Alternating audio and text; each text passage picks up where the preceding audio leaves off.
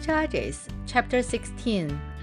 One day, Samson went to Gaza, where he saw a prostitute. He went in to spend the night with her. The people of Gaza were told, "Samson is here." So they surrounded the place and lay in wait for him all night at the city gate.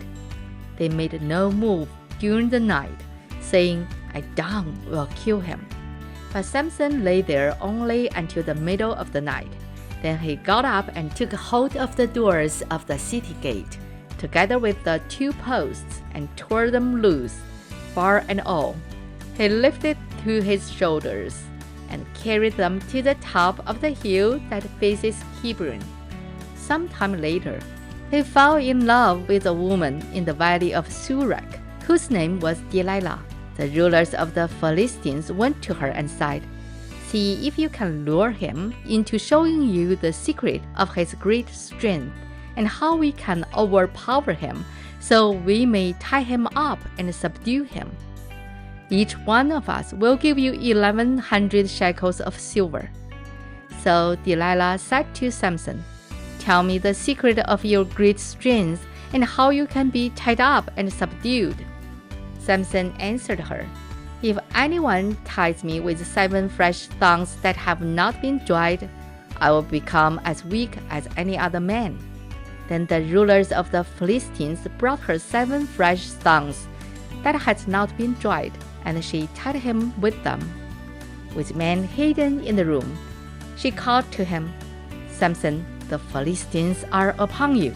But he snapped the thongs as easily as a piece of string snaps when it comes close to a flame. So the secret of his strength was not discovered. Then Delilah said to Samson, "You have made a fool of me. You lied to me. Come now, tell me how you can be tied." He said, "If anyone ties me securely with new ropes that had never been used, I'll become as weak as any other man." So Delilah took new ropes and tied him with them. Then, with men hidden in the room, he called to him, "Samson, the Philistines are upon you." But he snapped the ropes off his arms as if they were threads. Delilah then said to Samson, "Until now, you have been making a fool of me and lying to me. Tell me how you can be tied." He replied, "If you weave the 7 braids of my head into the fabric on the loom and tighten it with the pin, I will become as weak as any man." So while he was sleeping, Delilah took the 7 braids of his head, wove them into the fabric, and tightened it with the pin. Again she called to him, "Samson, the Philistines are upon you." He awoke from his sleep and pulled up the pin and the loom with the fabric. Then she said to him, "How can you say I love you when you won't confide in me? This is the 3rd time you have made a fool of me and haven't told me the secret of your great strength." With such nagging, he prodded him day after day until he was tired to death.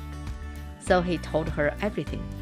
"No razor has ever been used on my head," he said, "because I have been a Nazarite set apart to God since birth. If my head was shaved, my strength would leave me, and I would become as weak as any other man." When Delilah saw that he had told her everything, she sent word to the rulers of the Philistines, "Come back once more. He has told me everything." So the rulers of the Philistines returned with the silver in their hands. Having put him to sleep on her lap, he called a man to shave off the 7 braids of his hair, and so began to subdue him, and his strength left him. Then she called, "Samson, the Philistines are upon you."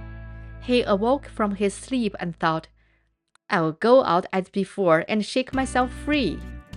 But he did not know that the Lord had left him. Then the Philistines seized him, gouged out his eyes, and took him down to Gaza. Binding him with bronze shackles, they set him to grinding in the prison. But the hair on his head began to grow again, after it had been shaved.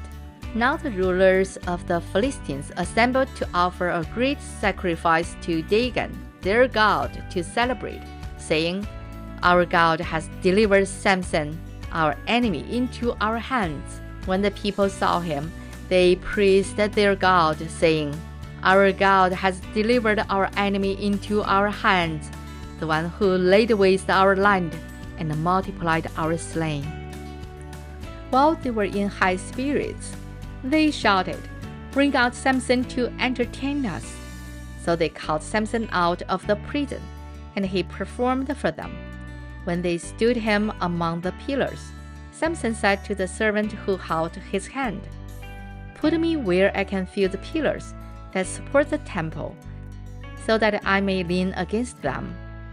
Now the temple was crowded with men and women. All the rulers of the Philistines were there, and on the roof were about 3,000 men and women watching Samson perform. Then Samson prayed to the Lord, "O sovereign Lord, remember me. O God, please strengthen me just once more, and let me with one blow get revenge on the Philistines for my 2 eyes." Then Samson reached toward the 2 central pillars on which the temple stood, bracing himself against them, his right hand on the one and his left hand on the other. Samson said, "Let me die with the Philistines." Then he pushed with all his might, and down came the temple on the rulers and all the people in it. Thus he killed many more when he died than while he lived. Then his brothers and his father's whole family went down to get him. They brought him back and buried him between Zorah and Eshtaol in the tomb of Manoah, his father.